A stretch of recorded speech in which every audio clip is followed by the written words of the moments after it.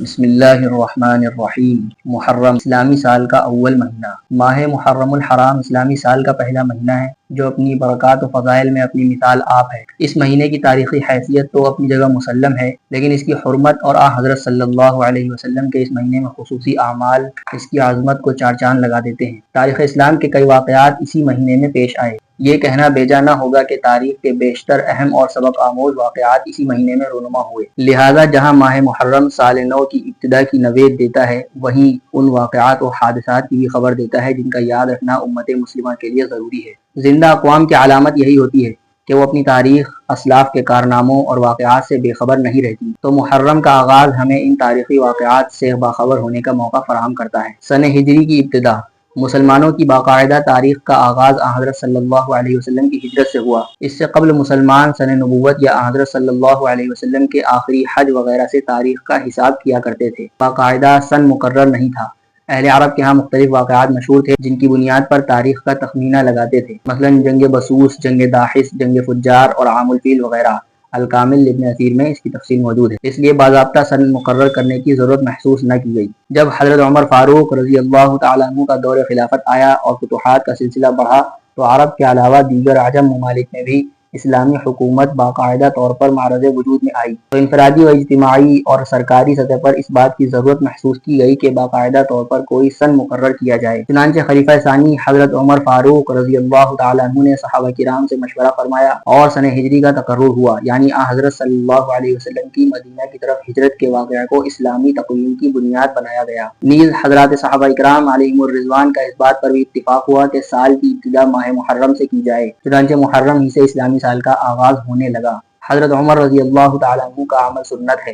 ماہ محرم سے اسلامی سال کا آغاز کرنا حضرت عمر فاروق رضی اللہ تعالیٰ عنہ اور دیگر صحابہ کرام علیہم الرضوان کے عمل ہونے کی وجہ سے ہمارے لیے سنت کا درجہ رکھتا ہے، اس لیے کہ حضرت صلی اللہ علیہ وسلم نے اپنے طریقے کی طرح خلفائے راشدین رضی اللہ عنہم کے طریقے کو بھی سنت فرمایا ہے۔ صحابہ کرام علیہم الرضوان میں سے ہر ایک اپنی جگہ ہدایت کے آفتاب کا روشن ستارہ ہے، لیکن ان میں جیسا فیض خلفائے راشدین رضی اللہ عنہم کو درجہ بدرجہ حاصل ہوا، مجموعی لحاظ سے وہ دوسروں سے افضل و اعلیٰ ہیں۔ اللہ تعالیٰ نے حضرت صلی اللہ علیہ وسلم کے متصلاً بعد انہی ہستیوں کو اپنے دین حق کی ترویج و اشاعت کے لیے زمین کی نیابت و خلافت سپرد فرمائی۔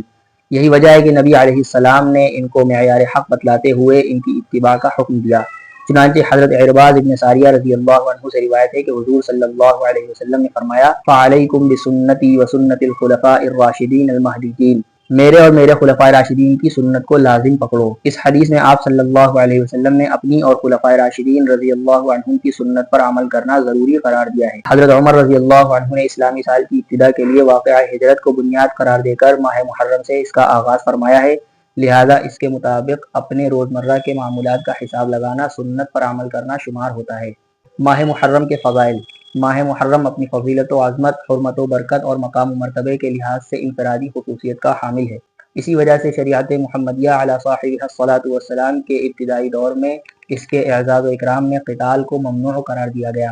ارشاد ربانی ہے، قل قتال فیہ کبیر، کہہ دیجئے اس میں قتال کرنا بہت بڑا گناہ ہے۔ اسے حرمت والے مہینوں میں سے بھی شمار کیا گیا ہے۔ ارشاد باری ہے جس کا ترجمہ ہے، مہینوں کی گنتی اللہ تعالیٰ کے نزدیک 12 مہینے ہیں، ان میں 4 مہینے ادب کے ہیں۔ حضرت ابو بکر رضی اللہ عنہ سے روایت ہے کہ نبی کریم صلی اللہ علیہ وسلم نے ارشاد فرمایا، ان الزمان قد استدار كهيئته يوم خلق الله السماوات والارض، السنة 12 شهرا منها 4 حرم، 3 متواليات ذو القعدة وذو الحجة والمحرم ورجب مضر الذي بين جمادى وشعبان۔ زمانے کی رفتار وہی ہے جس دن اللہ تعالیٰ نے آسمان اور زمین کو پیدا فرمایا تھا۔ ایک سال 12 مہینوں کا ہوتا ہے، ان میں سے 4 مہینے حرمت والے ہیں جن میں سے 3 مہینے مسلسل ہیں، یعنی ذو القعدہ، ذو الحجہ، محرم، اور 1 مہینہ رجب کا ہے جو جمادی الثانی اور شعبان کے درمیان آتا ہے۔ محرم کے روزوں کی فضیلت۔ یوں تو اس ماہ میں کی جانے والی ہر عبادت قابل قدر اور باعث اجر ہے، مگر احادیث مبارکہ میں محرم کے روزوں کی خصوصی ترغیب دی گئی ہے۔ چنانچہ حضرت صلی اللہ علیہ وسلم فرماتے ہیں، وَأَفْضَلُ الصِّيَامِ بَعْدَ شَهْرِ رَمَضَانَ صِيَامُ شَهْرِ اللَّهِ الْمُحَرَّمِ،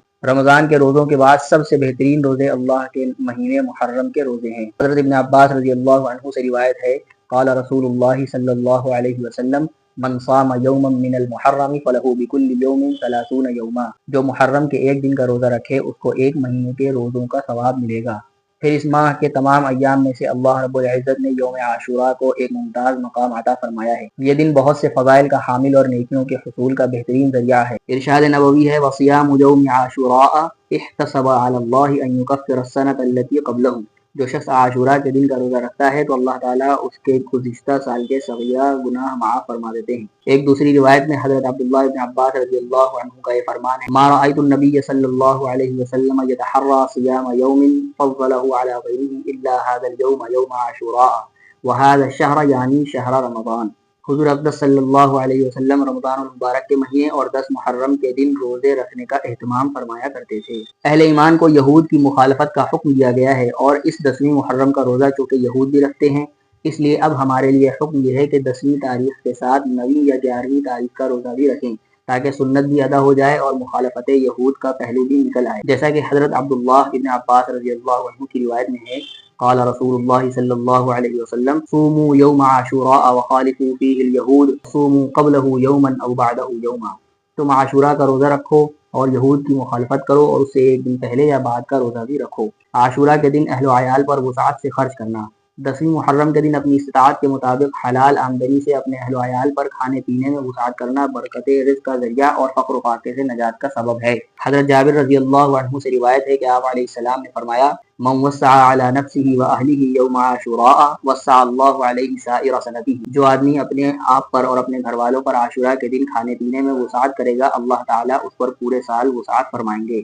یعنی اس مبارک عمل کی تاثیر یہ ہے کہ اس کے نتیجے میں اللہ تعالیٰ سارے سال رزق میں فراخی اور وسعت کر دیتے ہیں۔ اسی وجہ سے جلیل القدر صحابی حضرت جابر رضی اللہ عنہ، مشہور محدث یحییٰ بن سعید اور معروف امام و فقیہ سفیان بن عیینہ فرماتے ہیں کہ ہم نے اس کا تجربہ کیا تو اس کو درست اور اسی طرح پایا، لیکن یہ بات واضح ہے کہ مذکورہ امور جس درجے میں ثابت ہیں ان کو اسی درجے میں رکھ کر مانا اور عمل کیا جائے، افراط و تفریط سے از حد اجتناب کیا جائے۔ یعنی عاشوراء کے دن اہل و عیال پر وسعت سے خرچ کرنا یہ ایک مستحب عمل ہے، اس کو ضروری سمجھنا یہ حد سے بڑھ جانا ہے، اور یوں کہہ دینا کہ نہیں اس کی کوئی حقیقت نہیں ہے یہ بالکل حد سے اتر جانا ہے۔ تو ان دونوں سے پرہیز کرنا، بس یہ ایک مستحب عمل ہے، کرنا بہتر ہے، جو کرے گا اس کو ثواب ملے گا اور وہ اس فضیلت کا مستحق ہوگا۔ ماہ محرم کی بدعات اور رسومات۔ ماہ محرم برکات کا حامل مہینہ ہے، لیکن بعض لوگ اس کی برکات سے فائدہ حاصل کرنے کے بجائے بدعات اور رسومات میں پڑھ کر اس کی حقیقی فضیلت سے محروم ہو جاتے ہیں۔ ذیل میں چند بدعات اور رسومات کی نشاندہی کی جاتی ہے تاکہ ان سے بچ کر صحیح اعمال اختیار کیے جائیں۔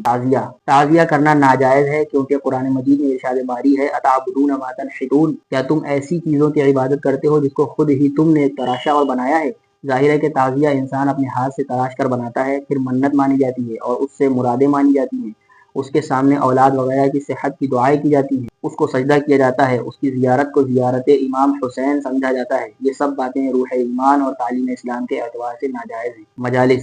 ذکر شہادت کے لیے مجالس منعقد کرنا، ان میں ماتم کرنا، نوحہ کرنا روافض کی مشابہت کرنے کی وجہ سے ناجائز ہے، کیونکہ حدیث شریف میں آتا ہے من تشبہ بقوم فہو منہم، جس نے جس قوم کی مشابہت اختیار کی وہ اس قوم میں سے ہے۔ علامہ ابن حجر حیثمی مکی لکھتے ہیں وَإِيَّاهُ ثُمَّ إِيَّاهُ أَن يَشْغَلَهُ بِبِدْعِ الرَّافِضَةِ مِنَ النُّدْبِ وَالنِّيَاحَةِ وَالْحُزْنِ إِذْ لَيْسَ ذَلِكَ مِنْ أَخْلَاقِ الْمُؤْمِنِينَ وَإِلَّا لَكَانَ يَوْمُ وَفَاتِهِ صلی اللہ علیہ وسلم أَوْلَى بِذَلِكَ وَأَحْرَىٰ۔ خبردار روافض کی بدعاتوں میں مبتلا نہ ہونا، جیسے مرثیہ خوانی، آہو بکا، رنج و علم وغیرہ، کیونکہ یہ مسلمانوں کی شایان شان نہیں۔ اگر ایسا کرنا جائز ہوتا تو اس کا زیادہ مستحق حضور صلی اللہ علیہ وسلم کا یوم وفات ہو سکتا تھا۔ محرم کو غم کا مہینہ سمجھنا۔ بعض لوگ اس مہینے کو رنج و علم کا مہینہ سمجھتے ہیں اور اس میں شادی بیاہ اور خوشی کے کاموں سے پرہیز کرتے ہوئے مختلف قسم کے سوگ مناتے ہیں، جیسا کہ کالا لباس پہننا، عورتوں کا زیب و زینت اور بناؤ سنہار چھوڑ دینا، نوحہ ماتم کرنا وغیرہ۔ ان لوگوں کا یہ خیال غلط ہے، کیونکہ احادیث مبارکہ میں اس کے بہت سارے فضائل وارد ہوئے ہیں، لہذا اس مہینے کو غم کا مہینہ سمجھنا درست نہیں ہے۔ محرم کے مہینے میں شادی بیاہ نہ کرنا۔ بعض لوگوں میں یہ بات مشہور ہو گئی ہے کہ محرم کے مہینے خصوصاً محرم کے شروع کے 10 دنوں میں شادی بیاہ اور خوشی کی تقریبات وغیرہ کرنا حرام ہے، اور اس مہینے میں خوشی کی تقریبات کرنے میں خیر و برکت نہیں ہوتی اور وہ کام منحوس ہو جاتا ہے۔ اس میں بعض پڑھے لکھے لوگ بھی مبتلا ہیں۔ یہ سوچ غلط ہے، کیونکہ شریعت میں ایسی کوئی بات نہیں ہے۔ شریعت میں محرم یا کسی دوسرے مہینے میں نکاح سے منع نہیں کیا گیا، اور اس مہینے میں زیادہ عبادت کرنے کا حکم دیا گیا ہے، اور نکاح بھی ایک عبادت ہے، کیونکہ نکاح سے اللہ کا قرب اور تقوی نصیب ہوتا ہے۔ ایک حدیث میں آیا ہے اذا تزوج العبد فقد کمل نصف الدین فلیتق اللہ فی النصف الباقی، جب آدمی شادی کرتا ہے تو اس کا آدھا دین مکمل ہو جاتا ہے، تو اس کو چاہیے کہ باقی آدھے کے معاملے میں اللہ تعالیٰ سے ڈرے۔ لہٰذا اس ماہ میں نکاح کرنا ممنوع نہیں ہے، حضرت حسین رضی اللہ عنہ کے نام پر سبیل ادا کرنا۔ بہت سی چیزیں ایسی ہیں جن کو لوگ محرم کے 10 دنوں میں بڑی پابندی کے ساتھ کرتے ہیں، مثلا حضرت حسین کے نام پر سبیل لگانا رضی اللہ تعالیٰ عنہ، اور کھانا پکا کر کھلانا۔ اس کو کار ثواب سمجھا جاتا ہے، لیکن اس میں کئی خرابیاں ہیں۔ محرم کے مہینے کو خاص طور پر پہلے عشرے میں سبیلیں لگانا، پانی شربت وغیرہ کو خاص کرنا، یہ دین میں زیادتی ہے۔ لوگ اس میں ایک غلط عقیدہ یہ بھی رکھتے ہیں کہ حضرت حسین رضی اللہ عنہ کربلا میں بھوکے پیاسے شہید ہوئے تھے، یہ کھانا اور شربت ان کی پیاس کو بجھائے گا، تو اس کی کوئی حقیقت نہیں ہے۔ 10 محرم کو کاروبار اور روزی میں تنگی کا تصور۔ یہ کہا جاتا ہے کہ 10 محرم کو کاروبار کرنے کی وجہ سے پورے سال روزی میں تنگی رہتی ہے، لہٰذا محرم کے 10 دنوں میں کاروبار نہیں کرنا چاہیے۔ یہ عقیدہ بناوٹی اور باطل ہے، غلط ہے، کیونکہ شریعت میں ایسی کوئی ممانعت نہیں ہے۔ جہالت کی وجہ سے لوگ ان دنوں میں کاروبار چھوڑ کر ماتم اور نوحے کی مجلس میں شرکت کرتے ہیں، حالانکہ یہی عمل روزی میں تنگی کا سبب ہے۔ نوحہ، غم اور مصیبت میں آنسو بہہ جائیں، اس پر شریعت میں کوئی منع نہیں، لیکن نوحہ کرنا اور ماتم کرنا اور میت کے اوصاف کو بیان کر کے رونا گناہ ہے، کیونکہ نوحہ کرنے، چیخنے چلانے، کپڑے پھاڑنے اور منہ پر تماچے مارنے وغیرہ جیسے کام شریعت میں منع ہے۔ اور آج کل جو محرم میں ماتم اور نوحہ کیا جاتا ہے، یہ صبر کے بھی خلاف ہے۔ قرآن کریم نے خود صبر کی تلقین کی ہے، وَاصْبِرْ وَمَا صَبْرُكَ إِلَّا بِاللَّهِ، آپ صبر کریں، آپ کا صبر کرنا اللہ کے لیے ہے۔ ایک اور جگہ ارشاد ہے، یا ایھا الذین آمنوا استعینوا بالصبر والصلاۃ ان اللہ مع الصابرین، اے ایمان والو نماز اور صبر کے ذریعے اپنے رب سے مدد طلب کرو، اس لیے کہ اللہ صبر کرنے والوں کے ساتھ ہے۔ محرم میں قبرستان جانے کی پابندی کرنا۔ بہت سے علاقوں میں یہ رسم موجود ہے کہ لوگ 10 محرم کو قبرستان جاتے ہیں، قبروں کی لپائی کرتے ہیں، اس پر بتیاں جلاتے ہیں اور پھول وغیرہ ڈالتے ہیں۔ ان کاموں کو خاص طور پر محرم کے دنوں میں کرنا اور ان دنوں میں مقصود سمجھنا بدعت ہے، کیونکہ شریعت نے ان کاموں کے لیے کوئی خاص دن مقرر نہیں کیا اور نہ ہی ان دنوں میں اس کی کوئی فضیلت بیان کی ہے، لہذا اس سے بچنا چاہیے۔ اس میں ایک خرابی یہ بھی ہے کہ اس دن عورتیں قبرستان جاتی ہیں، اس دور میں ان کا قبرستان جانا فتنے سے خالی نہیں۔ نیز حدیث میں اس کی ممانعت بھی آئی ہے، لعن رسول اللہ صلی اللہ علیہ وسلم زائرات القبور والمتخذین علیہ المساجد والسرج، حضور صلی اللہ علیہ وسلم نے قبروں کی زیارت کرنے والی عورتوں پر، قبروں کو سجدہ گاہ بنانے والوں پر اور قبروں کے اوپر چراغ جلانے والوں پر لعنت کی ہے۔ حضرات صحابہ اکرام علیہم الرضوان کا مقام۔ اہل سنہ والجماعت کا نظریہ ہے کہ الصحابۃ کلھم عدول، یعنی صحابہ اکرام سارے کے سارے عادل، پاک باز، صالح اور امین تھے۔ اس نظریے کی تائید قرآن مجید سے بھی ہوتی ہے اور حدیث رسول صلی اللہ علیہ وسلم سے بھی۔ چند دلائل قارئین کی خدمت میں پیش ہیں۔ ارشاد باری تعالیٰ ہے، والسابقون الاولون من المہاجرین والانصار والذین اتبعوہم بإحسان رضی اللہ عنہم ورضوا عنہ، جو لوگ قدیم ہیں اور سب سے پہلے ہجرت کرنے والے اور مدد کرنے والے اور جو ان کے پیرو ہوئے نیکی کے ساتھ، اللہ راضی ہوا ان سے اور وہ راضی ہوئے اللہ سے۔ ایک اور مقام پر اللہ تعالیٰ فرماتے ہیں، لقد رضی اللہ عن المؤمنین اذ یبایعونک تحت الشجرۃ، بے شک اللہ تعالیٰ ان مومنوں سے راضی ہوا جب وہ درخت کے نیچے آپ کی بیعت کر رہے تھے۔ مومنین سے مراد صحابہ اکرام ہیں۔ ان دونوں آیتوں میں اللہ تعالیٰ نے صحابہ اکرام کی شان اور مرتبے کو بیان کرنے کے ساتھ ساتھ صحابہ اکرام سے اپنی رضامندی کا بھی اظہار کیا۔ احادیث مبارکہ میں بھی صحابہ اکرام کی فضیلت بیان ہوئی ہے۔ قال رسول اللہ صلی اللہ علیہ وسلم، لا تسبوا اصحابی فلو ان احدکم انفق مثل احد ذهبا ما بلغ مد احدهم ولا نصیفہ، میرے صحابہ کو طعن و تشنیع کا نشانہ مت بناؤ، اگر تم میں سے کوئی ایک احد پہاڑ کے برابر بھی سونا خرچ کرے تو صحابہ کی مٹھی بھر سخاوت کو بھی نہیں پہنچ سکتا۔ ارشاد نبوی ہے، اکرموا اصحابی، میرے صحابہ کا اکرام کرو اور ان کی عزت کرو۔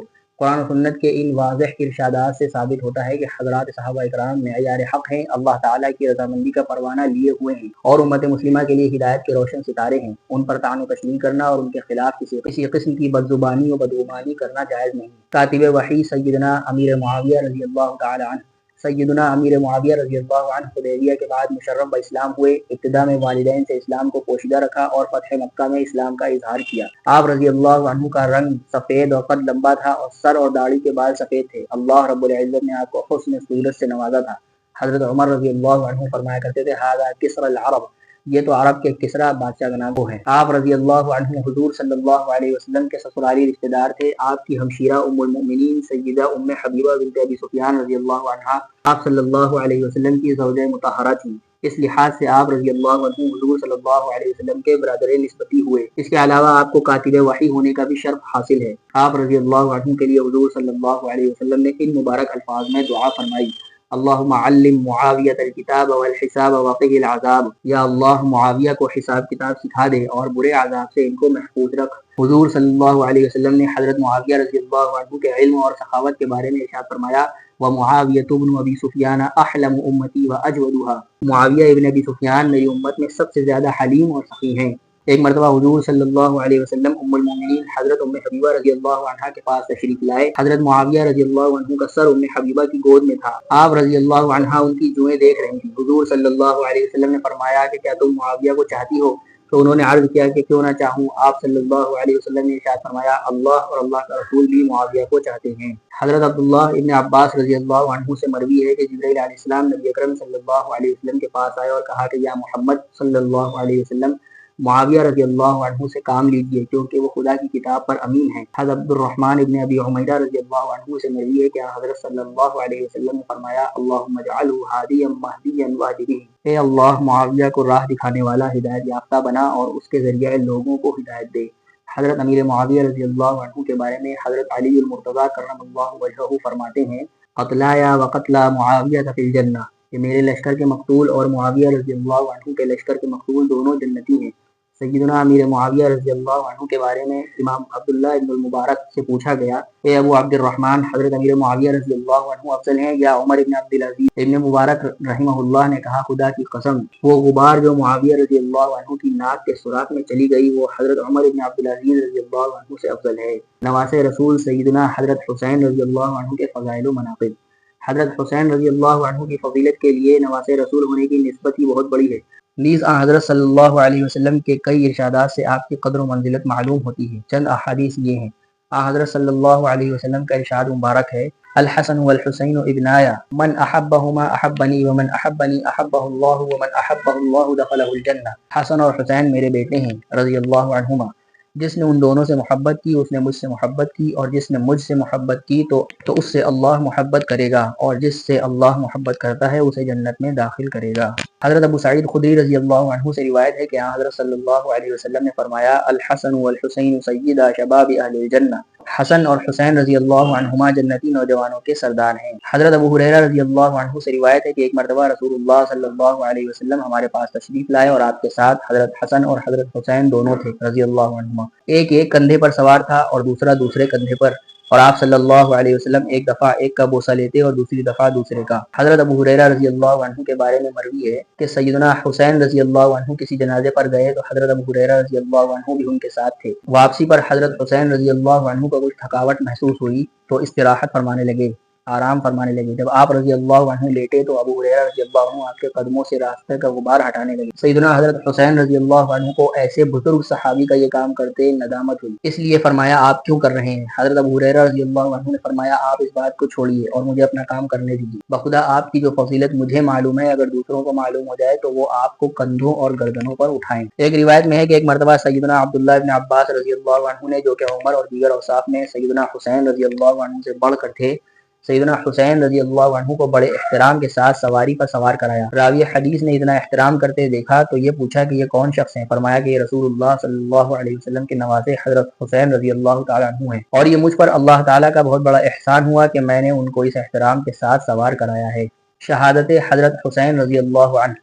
حضرت حسین رضی اللہ عنہ نے جب اہل کوفہ کے پرزور اصرار پر رخت سفر باندھنے کا ارادہ فرمایا، حضرت عبداللہ ابن عمر، حضرت عبداللہ ابن عباس اور آپ کے بھائی محمد ابن حنفیہ نے خیر خواہانہ طور پر جانے سے روکا، مگر چونکہ آپ سفر کا عزم کر چکے تھے اس لیے یہ مشورہ قبول نہ کیا اور سفر پر روانہ ہو گئے۔ دوران سفر آپ نے اپنے چچا زاد برادر مسلم ابن عقیل کو کوفہ میں قاصد بنا کر بھیجا تاکہ وہاں کے حالات دیکھیں اور ہمیں مطلع کریں کہ اگر حالات درست ہوں تو ہم یہ سفر اختیار کریں۔ جب مسلم ابن عقیل کوفہ پہنچے تو 12,000 کوفیوں نے آپ کی بیعت کی۔ ان حالات کے پیش نظر آپ نے حضرت حسین رضی اللہ عنہ کو اطلاع دی کہ حالات سازگار ہیں، آپ تشریف لائیں۔ حضرت حسین رضی اللہ عنہ سفر ہی میں تھے کہ اطلاع ملی کہ عبید اللہ ابن زیاد نے مسلم ابن عقیل کو قتل کرا دیا ہے۔ یہ خبر سن کر رفقائے سفر نے قصاص لیے بغیر جانے سے انکار کر دیا۔ چنانچہ قافلہ روانہ ہوا، مقام قادسیہ سے کچھ آگے پہنچا تو حر ابن یزید 1000 کے لشکر کے ساتھ نمودار ہوا اور اسے اس بات کا پابند کیا گیا تھا کہ حضرت حسین رضی اللہ عنہ کو مع ان کے لشکر کے گرفتار کر کے ابن زیاد کے سامنے پیش کیا جائے۔ حضرت حسین ابن علی رضی اللہ عنہما نے یہ منظر دیکھ کر اس کو تنبیہ فرمائی کہ تم نے خود ہی خطوط لکھ کر مجھے بلوایا ہے، اب دغابازی کیوں کرتے ہو؟ پھر آپ نے تمام خطوط اس کو دکھائے تو حر ابن یزید نے آپ کو دھمکی آمیز لہجے میں کہا جنگ سے باز رہو بصورت دیگر قتل کر دیے جاؤ گے۔ یہ سن کر ابن علی رضی اللہ عنہ نے فرمایا سامضی وما بالموت عار علی الفتى اذا ما نوى حقا وجاهد مسلما، میں روانہ ہوتا ہوں اور نوجوان مرد کے لیے موت کوئی ذلت نہیں ہے جبکہ اس کی نیت حق ہو اور راہ اسلام میں جہاد کرنے والا ہو۔ پھر آپ نے دوسرا قاصد روانہ کیا جس کا نام قیس ابن مسہر تھا۔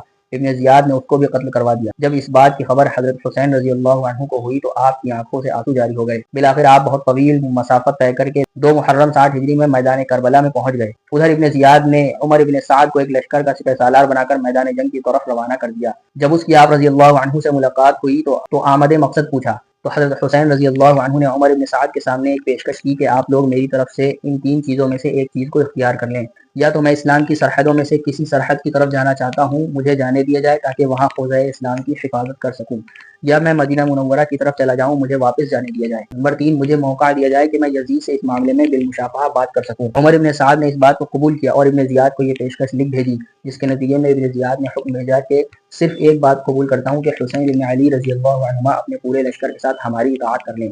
حضرت حسین رضی اللہ عنہ کو جب اس بات کی خبر ہوئی تو اپنے متبعین کو نہایت پرجوش انداز میں خطبہ دیا۔ تمام رفقا نے وفاداری کا بھرپور یقین دلایا۔ رات تمام حضرات نے اپنے رب کے حضور آہوزاری کرتے ہوئے گزار دی۔ دشمن کے مسلح سوار ساری رات خیموں کے گرد گھومتے رہے۔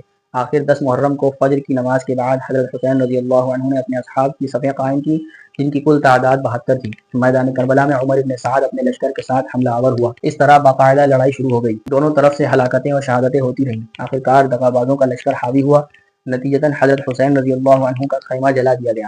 دشمنوں نے انتہائی سفاکی اور بے دردی سے معصوم بچوں کو بھی خون میں نہلانے سے دریغ نہ کیا۔ چشم فلک نے یہ منظر بھی دیکھا جب زرعہ ابن شریک نے نواسے رسول رضی اللہ عنہ کے بائیں کندھے پر تلوار کا وار کیا۔ کمزوری سے پیچھے کی طرف ہٹے تو سنان ابن ابی عمرو ابن انس نخعی نے نیزہ مارا جس کی وجہ سے آپ زمین پر گر پڑے۔ پھر آگے بڑھ کر اس نے خاتون جنت کے نور نظر کو ذبح کر دیا، سر تن سے جدا کر دیا۔ اس خونریز معرکے میں حضرت حسین رضی اللہ عنہ کے 72 ساتھی شہید اور کوفیوں کے 88 آدمی قتل ہوئے۔ ظلم بالائے ظلم یہ کہ حضرت حسین رضی اللہ عنہ کا سر کاٹ کر ابن زیاد کے دربار میں پیش کیا گیا تو اس نے انتہائی گستاخی کر کے چھڑی کے ذریعے نواسے رسول کے ہونٹوں کو چھیڑ کر جسد خاکی کی توہین کی اور یزید کو لکھ بھیجا کہ میں نے حضرت حسین رضی اللہ عنہ کا سر قلم کر دیا ہے۔ 10ویں محرم کے ڈھلتے سورج نے انسانیت کی تاریخ کا یہ دردناک واقعہ دیکھا جس کو خون سے رنگین دھرتی نے اپنے سینے پر ہمیشہ کے لیے نقش کر دیا۔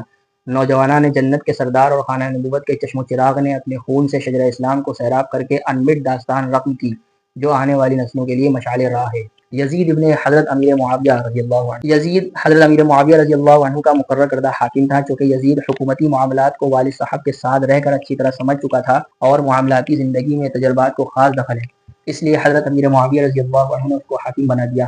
مگر آپ کی وفات کے بعد اس کا رویہ کچھ کا کچھ ہو گیا، جس کی وجہ سے ایک عظیم سانحہ واقعہ کربلا پیش آیا اور آل رسول کا خون بہا یزید اسلاف و اکابرین امت کی نظر میں۔ امام احمد بن حنبل رحمہ اللہ فرماتے ہیں یزید سے روایت نہ کی جائے۔ علامہ ابن تیمیہ رحمۃ اللہ علیہ آپ کے بارے میں لکھتے ہیں امام احمد بن حنبل رحمہ اللہ سے پوچھا گیا کہ کیا آپ یزید ابن معاویہ سے حدیث لکھیں گے؟ انہوں نے جواب دیا کہ نہیں، اس کی کوئی وقعت نہیں۔ کیا یہ وہی شخص نہیں جس نے اہل مدینہ کے ساتھ اتنا ظلم کیا جو بیان سے باہر ہے؟ امام ابو بکر الجصاص الحنفی رحمہ اللہ آپ فرماتے ہیں نبی صلی اللہ علیہ وسلم کے صحابہ خلفائے اربعہ کے بعد فساق امراء کے ساتھ مل کر جہاد کرتے رہے۔ ابو ایوب انصاری رضی اللہ عنہ نے یزید لعین کے ساتھ مل کر جہاد کیا۔ علامہ ابن تیمیہ الحرانی رحمہ اللہ آپ رقم طراز ہیں، جو اللہ اور آخرت کے دن پر ایمان رکھتا ہو وہ یہ نہیں چاہے گا کہ یزید اور اس جیسے دوسرے ملوک کے ساتھ رہے جو عادل نہیں تھے۔ مورخ اسلام حافظ شمس الدین ذہبی رحمہ اللہ فرماتے ہیں یزید ابن معاویہ ناصبی، سنگدل، بدزبان، غلیظ، جفاکار تھا، شراب خور اور بدکار تھا۔ اس نے اپنی حکومت کا افتتاح حسین رضی اللہ عنہ کے قتل سے کیا اور اختتام واقعہ حرہ کے قتل عام پر کیا، اس لیے لوگوں نے اس پر پھٹکار بھیجی اور اس کی عمر میں برکت نہ ہو سکی۔ حضرت حسین رضی اللہ عنہ کے بعد بہت صحابہ نے اس کے خلاف اللہ کی رضا کے لیے خروج کیا۔ حافظ عماد الدین ابن کثیر دمشقی رحمہ اللہ فرماتے ہیں یزید کا شہوات کی طرف میلان تھا اور بعض اوقات نماز چھوڑ دیتا تھا اور بسا اوقات نمازیں وقت قضا پر پڑھتا تھا۔ علامہ کمال الدین دمیری رحمہ اللہ فرماتے ہیں قیل حیارسی جو شافعی فقیہ ہیں ان سے پوچھا گیا کہ یزید ابن معاویہ صحابی ہے یا نہیں اور کیا اس کو لعن طعن کرنا صحیح ہے یا نہیں، تو انہوں نے جواب دیا وہ صحابی نہیں ہے کیونکہ وہ دور عثمان میں پیدا ہوا تھا۔ اور سلف میں سے امام ابو حنیفہ، امام احمد بن حنبل اور امام مالک رحمہ اللہ کے اس بارے میں 2 قول ہیں، ایک میں تصریح ہے اور ایک میں تلویح۔ ہمارے لیے تو تصریح کا ہی قول ہے، اور کیوں نہ ہو جبکہ وہ چیتے کا شکار کرنے والا، نرد کھیلنے والا اور دائمی شرابی تھا۔ حافظ ابن حجر عسقلانی رحمہ اللہ فرماتے ہیں مسند میں اس کی کوئی روایت مذکور نہیں، صرف یزید کا ذکر آیا ہے۔ مزید تصریح کر دی ہے وَلَيْسَتْ لَهُ رِوَایَةٌ تُعْتَمَدُ، یزید کی کوئی بھی ایسی روایت نہیں جو قابل اعتماد ہو۔ مزید لکھا ہے یزید کی جو مخالفت صحابہ وغیرہ نے کی تھی وہ اس کے ظالم اور فاسق ہونے کی وجہ سے کی تھی۔ حضرت شاہ ولی اللہ رحمۃ اللہ علیہ فرماتے ہیں یزید ان 12 خلفاء کے درمیان سے ساقط ہے، اس لیے کہ عرصے تک اس کی سلطنت مضبوط نہ ہوئی تھی، اور ایک وجہ یہ بھی ہے کہ وہ بری سیرت کا مالک تھا۔ حضرت مولانا محمد قاسم نانوتوی رحمۃ اللہ علیہ فرماتے ہیں کہ حضرت امیر معاویہ رضی اللہ عنہ نے جب یزید پلید کو اپنا ولی عہد مقرر کیا تھا اس کا فسق ظاہر نہ تھا، اگر کچھ کیا ہوگا تو درپردہ جس کی خبر حضرت امیر معاویہ رضی اللہ عنہ کو نہ تھی۔ حضرت مولانا رشید احمد گنگوہی رحمۃ اللہ علیہ فرماتے ہیں لہذا یزید کو کافر کہنے سے احتیاط کی جائے، مگر وہ فاسق بے شک تھا۔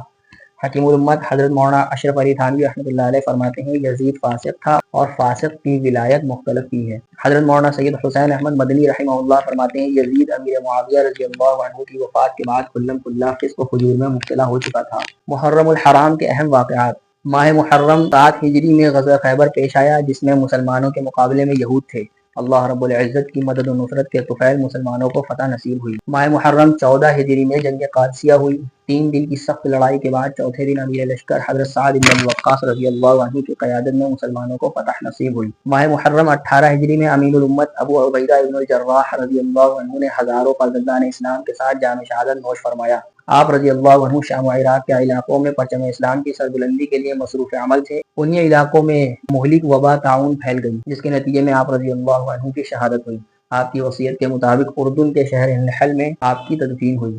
محرم الحرام 18 ہجری میں گورنر دمشق یزید ابن ابی سفیان رضی اللہ عنہما کی وفات ہوئی تو امیر المومنین سیدنا عمر رضی اللہ عنہ نے ان کے بھائی حضرت امیر معاویہ ابن ابی سفیان رضی اللہ عنہ کو گورنر مقرر فرمایا۔ یہ وہ یزید نہیں ہے جس کا ابھی اوپر تذکرہ آ رہا تھا جو فاسق و فاجر تھا، جو حضرت امیر معاویہ رضی اللہ تعالیٰ عنہ کا بیٹا تھا، یہ وہ نہیں، یہ امیر معاویہ رضی اللہ تعالیٰ عنہ کے بھائی تھے، بڑے بھائی تھے، اور یہ صحابی ہیں۔ محرم الحرام 21 ہجری میں فاتح مصر جلیل القدر صحابی حضرت عمرو بن العاص رضی اللہ عنہ فاتحانہ طور پر مصر میں داخل ہوئے۔ آپ کی قابل قدر شاندار فتوحات کی وجہ سے امیر المومنین حضرت عمر فاروق رضی اللہ تعالیٰ عنہ نے آپ کو ہی مصر کا گورنر مقرر فرما دیا۔ یکم محرم الحرام 24 ہجری کو خلیفہ ثانی حضرت عمر فاروق رضی اللہ عنہ کی شہادت کے بعد خلافت کی تمام ذمہ داریاں صحابہ کرام علیہم الرضوان کے باہمی مشاورت سے حضرت عثمان رضی اللہ تعالیٰ عنہ کے سپرد کر دی گئیں۔ حضرت عمر رضی اللہ عنہ کی وصیت کے مطابق اراکین شورا کے اسماء گرامی درج ذیل ہیں: حضرت عثمان رضی اللہ عنہ، حضرت علی رضی اللہ عنہ، حضرت عبد الرحمن ابن عوف رضی اللہ عنہ، حضرت سعد بن ابی وقاص، حضرت زبیر ابن عوام، حضرت طلحہ ابن عبید اللہ رضوان اللہ علیہم اجمعین۔ محرم الحرام 37 ہجری خلیفہ راشد حضرت علی المرتضی رضی اللہ تعالیٰ عنہ اور کاتب وحی سیدنا حضرت امیر معاویہ رضی اللہ تعالیٰ عنہ کے مابین عارضی صلح ہونے پر جنگ صفین ختم ہوئی۔ 10 محرم الحرام 61 ہجری میں نواسۂ رسول حضرت حسین رضی اللہ عنہ نے میدان کربلا میں رافضیوں کے پروپیگنڈا کی وجہ سے اپنا اور اپنے اہل بیت کے خون کا نذرانہ پیش کر کے رتبہ شہادت پر فائز ہوئے اور جرأت و بہادری کی ایک تاریخ رقم فرما گئے۔ یہاں پر انہوں نے ایک بہت اچھا نقطہ ذکر کیا ہے، حضرت امام حسین رضی اللہ تعالیٰ عنہ کی جو شہادت ہوئی تھی وہ رافضیوں یعنی شیعوں کے ہی پروپیگنڈا سے ہوئی تھی، اور وہی آج ان کی شہادت پر ماتم مناتے ہیں۔ کس طرح کا تقیہ ہے اور ان کے اعتقاد میں کس طرح سے تضاد ہے، پہلے خود ہی مارتے ہیں اور پھر خود ہی بعد میں روتے ہیں۔ اس کی بھی کوئی وضاحت انشاءاللہ پیش کی جائے گی کہ کس طرح سے تاریخ چیخ کر یہ بات کہہ رہی ہے کہ ہماری شہادت کے پیچھے جن لوگوں نے اپنا مال لگایا، اپنے دماغ خرچ کیے اور جن لوگوں نے کوششیں کی اور ہم کو شہید کیا، وہ یہی لوگ ہیں، رافضی ہی ہیں۔ محرم الحرام 74 ہجری میں حضرت عمر رضی اللہ تعالیٰ عنہ کے صاحبزادے حضرت عبداللہ رضی اللہ تعالیٰ عنہ دار فانی سے رحلت فرما گئے۔ اللہ تعالیٰ نے آپ کو تفسیر، حدیث اور فقہ میں بہت بلند مقام عطا فرمایا تھا۔ ماہ محرم 161 ہجری میں گورنر مدینہ جعفر ابن سلیمان کی زیر نگرانی مسجد نبوی کی توسیع کا عظیم شان کام شروع ہوا۔ ایک بات قابل ذکر ہے، وہ یہ ہے کہ محرم کے فضائل اور محرم کے سلسلے میں جو حضور صلی اللہ علیہ وسلم کی حدیث وارد ہوئی ان کے ذکر میں بیچ میں حضرت امیر معاویہ رضی اللہ تعالیٰ عنہ کا انہوں نے ذکر کیا، اس کے بعد مصنف نے امام حسین رضی اللہ تعالیٰ عنہ کا ذکر کیا اور اس کے بعد یزید کا ذکر کیا۔ تو اس کی تفصیل کیا ہے، ان کے بیچ میں جو جنگیں ہوئی تھی، یزید نے جو کربلا میں حضرت امام حسین رضی اللہ تعالیٰ عنہ کو شہید کیا اور ان کے خاندان کو اہل بیت پر ظلم ڈھائے، اسی طرح امیر معاویہ رضی اللہ تعالیٰ عنہ کا جو واقعہ پیش آیا حضرت علی رضی اللہ تعالیٰ عنہ کے ساتھ، اور 2 جنگیں ہوئی ان کی، حضرت علی رضی اللہ تعالیٰ عنہ کے، امیر معاویہ رضی اللہ تعالیٰ عنہ کے ساتھ، حضرت عائشہ صدیقہ رضی اللہ تعالیٰ عنہ کے ساتھ۔ تو اس میں اہل سنہ والجماعت کا موقف کیا ہے یہ ہم وضاحت کر چکے ہیں۔ جب عقائد اہل سنہ والجماعت کے دروس ریکارڈ کرائے گئے تھے اس میں اس کو تفصیل سے ذکر کیا گیا تھا کہ صحابہ تمام کے تمام عادل ہیں، اور نہ ہمارے لیے یہ جائز ہے کہ حضرت علی رضی اللہ تعالیٰ عنہ کو برا بھلا کہیں، اور نہ ہمارے لیے یہ جائز ہے کہ امیر معاویہ رضی اللہ تعالیٰ عنہ کا برائی کے ساتھ ذکر کیا جائے، بلکہ ہمارا موقف اہل سنہ والجماعت کا موقف یہی ہے کہ حضرت علی رضی اللہ تعالیٰ عنہ حق پر تھے، حضرت امیر معاویہ رضی اللہ تعالیٰ عنہ خطا اجتہادی پر تھے۔ اب خطا اجتہادی کیا ہے وہ آپ وہیں سنیے وجہ کر کے، اس میں ہمارے لیے دونوں میں سے کسی کا بھی برائی کے ساتھ ذکر کرنا جائز نہیں ہے۔ اور اسی طرح حضرت عائشہ صدیقہ جب مقابل ہوئی تو ان میں بھی یہی معاملہ ہے، حضرت علی رضی اللہ تعالیٰ عنہ حق پر تھے اور عائشہ صدیقہ رضی اللہ عنہ خطا اجتہادی پر تھی۔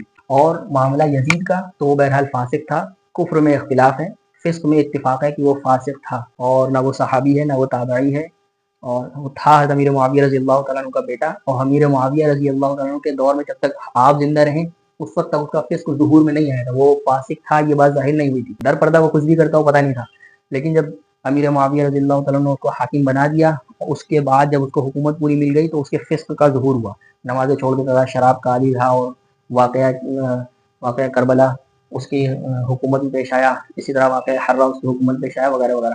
باقی اس کی تفصیل اگر کسی کو دیکھنی ہو تو وہاں سن سکتا ہے۔